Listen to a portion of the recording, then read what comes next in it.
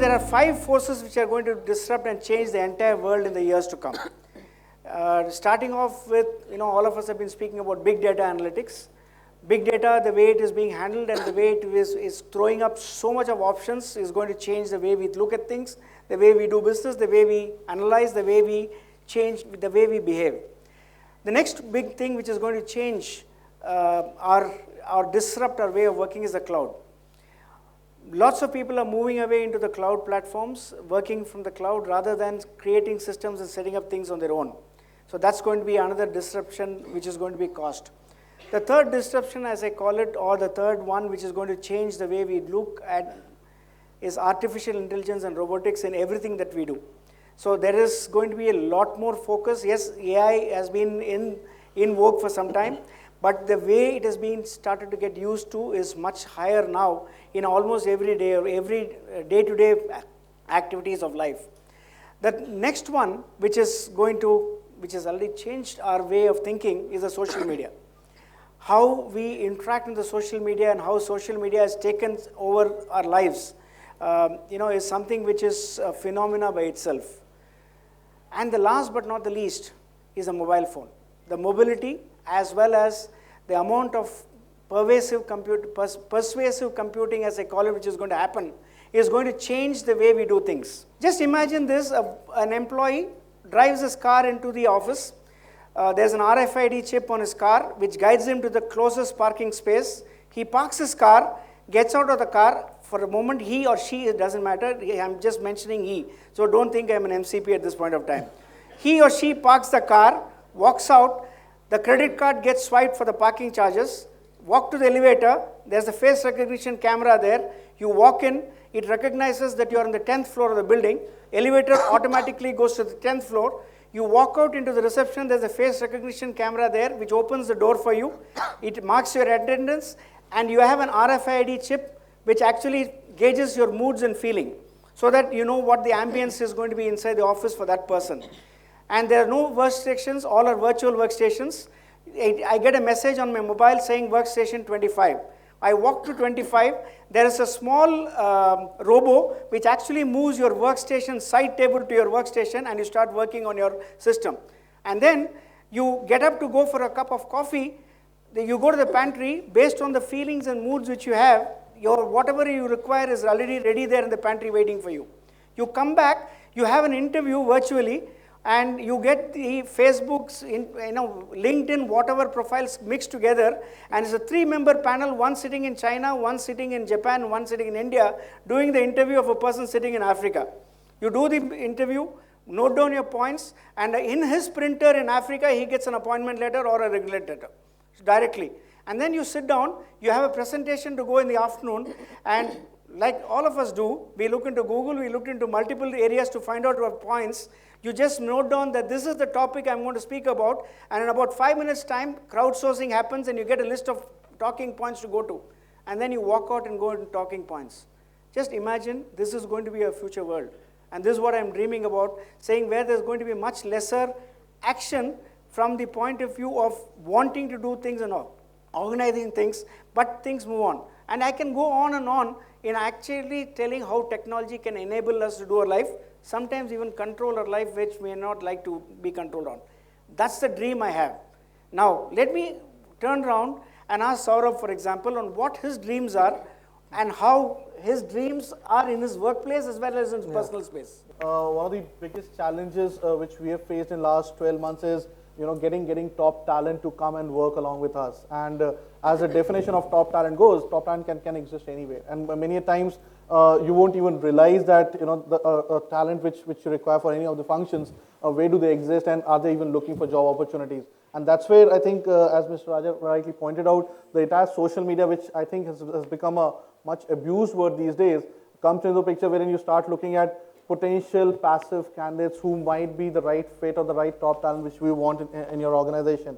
But the reason I use that word much abuse is because there's so much of social media. Where do you look for and how do you put all of this together into and ensure that you're going after the right person?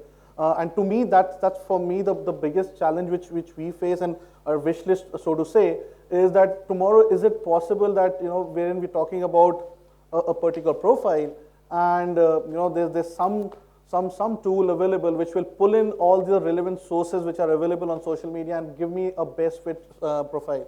I know there are people who are trying to do that, but if we can achieve that makes the life of the talent acquisition team that much more simpler, because you're right there in terms of what we're looking for.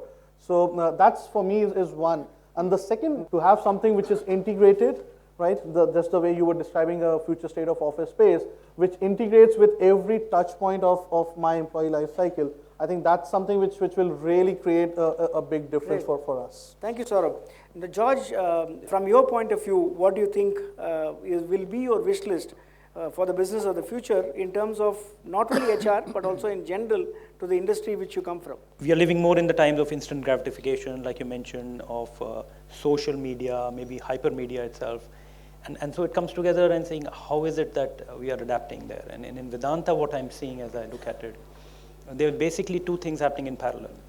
One is more the traditional approach of needs as from an HR perspective, which is on core HR, and trying to get the core HR needs addressed in headcounts, managing headcounts, onboarding employees, having one database together, which you're saying, the integration part of it, which is the foundational layer. But at the same time, we are also trying to see how do we address this need of social media, of talent management. Conversations are shifting now. It's about talent management. It's about employee engagement. It's about brand management. And more of the leadership discussions are shifting towards this.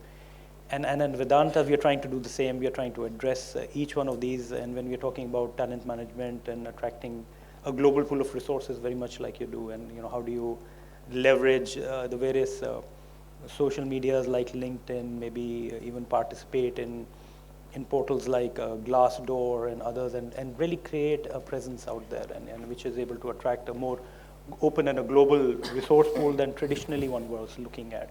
At the same time, in terms of engagement now, how do you engage? It's not about doing an annual survey anymore. It's about how do you constantly get some feedback. So we've got a very matured set of intranet portals that we have built up, and a lot of technologies. So we're trying to leverage all these technologies. Okay. Yeah. And big data is something that you mentioned, cloud is something that you mentioned, and I think that's coming up now. So I mentioned the right things. Yeah, absolutely right. And while this is the wish list, you're trying to make those wishes come true. Thank you. Anu, you come from a multinational organization. How do you see what's happening in technology affecting you, and also going forward, what is your wish list? I think a lot has been said, and as everybody was talking, I was reflecting back on a conversation I just had with my 12-year-old. How the kids are today, they're always on their phone and they're texting, they have this insatiable appetite to keep downloading. My bandwidth at home just runs out, no matter what charges I'm paying to Airtel or Vodafone. So one day I just got really exasperated and said, at my time, there was no mobile phone, there was no internet. And we had those touch phones where you would call an operator and ask for a number. And that's where we have evolved from. But it was a better time because, we had time to do other things. So he just looked up at me and said, well, that was your time. And you know what I'll be telling my son? I'll be telling my son that there was no teleporting at my time. We had to travel in cars to actually go from one place to another, whereas now you can get into a chamber and actually go into US in 2 minutes. So, he just left me completely flummoxed, because it was just about how technology is changing mindsets at that tender age and what they look into the future. And I think, to me, it was a reflection point about how the world may evolve going forward. So it's not about what happened in the past, it's all about what's going to happen in the future. And that's why future focus for us is extremely important. And I think my two co-panelists who've given some thoughts have actually answered this question in some way, which is talking about engagement. How do we engage with each other? That's our social needs. How are they being fulfilled by technology? And maybe this will evolve over a period of time. As my son said, we can get teleported in a jiffy and meet our loved ones much in a more expedient way. The other is, I think, be it cloud, be it social media, be it just things like FaceTime, Skype. Look at the amount of connectivity that has provided us recently. I'm sure you would agree 10 years back, if you were to say, oh, you can see somebody when you're talking to them, it was a concept which was way ahead in the future. Today, no, it's no more the case. You're looking for the next big thing. And the other thing is the connectivity between the various parts of the world. It's become a smaller world. It's boundaryless. I think very often, I mean, on a lighter note, a movie gets released in the US, a movie gets released in India. You know, we are well connected with the kind of music which all of us are listening.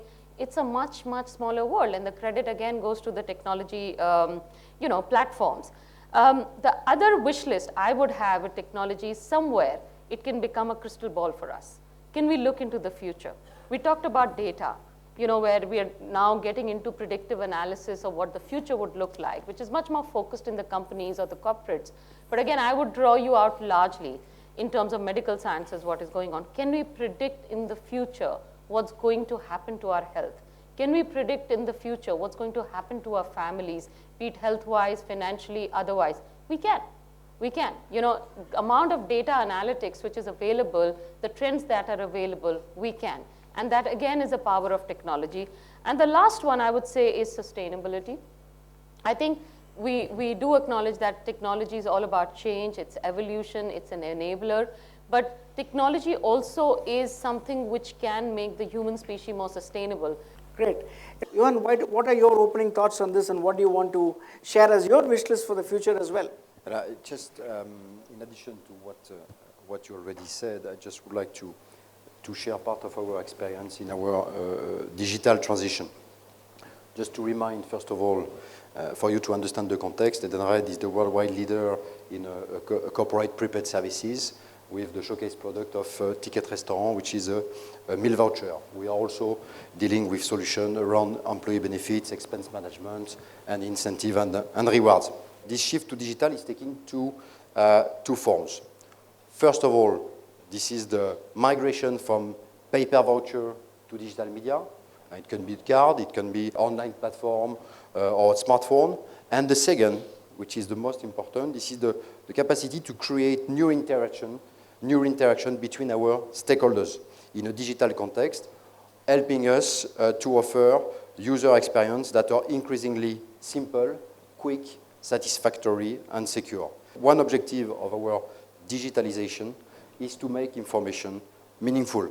The ability to reconcile and use these initially unstructured data has revolutionized interaction between economic players, providing a deeper understanding of the needs, making it possible to anticipate and adapt virtually in a real time.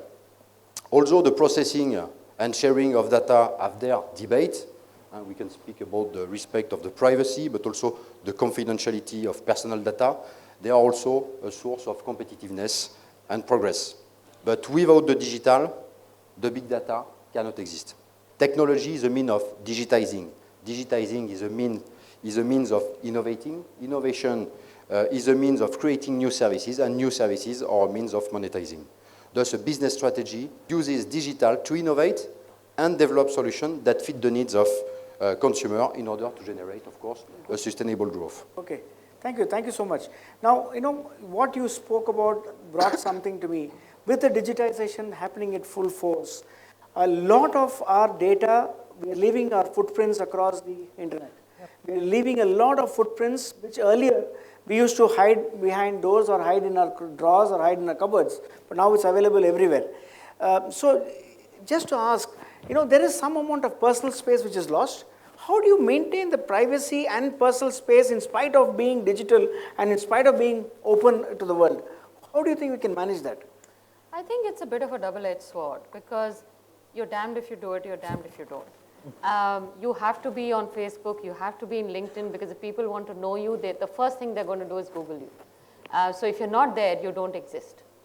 So is there an option of not being available at all? I think in the current age, probably that's a very low probability. To what extent do you disclose yourself to the world is an option or is a choice that you have to make.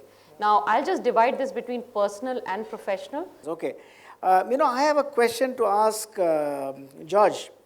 You know, you're talking about employee engagement as a part of the wish list. You know, many companies do multiple things. What in your own way, how do you think technology is going to help in employee engagement, especially, you know, one, spread across locations, two, spread across generations, three, spread across communities. How do you think technology is going to help you in that? You mentioned about Maslow's needs, you know, some of those basic needs of just being recognized among peers and being able to contribute to something besides the very low part, you're able to address with technologies right now immediately. And we are doing it quite efficiently, I think, and there's room for improvement as well. Going forward, big data, how do you really gather the information, the digital footprint which you have left out there, and seeing and using that as HR professional, I'm sure you'll be looking to leverage and measure that sentiment which is out there for your employees, for a particular employee maybe, or even for the organization. And that will come back to how engaged your employees are, and that's going to reflect in the more connected world out there, and maybe help you with your talent management in terms of attracting the right talent, in able to retain the right talent. So I mean, it's also connected these days. Great. Thank you so much for the time, and thank you so much for the panel. You know, there's no need to conclude this, because I believe that what we have discussed over some time is all reality to us. And I hope it was a useful discussion. Thank you so much for the time, and thank you, People Matters, for this opportunity.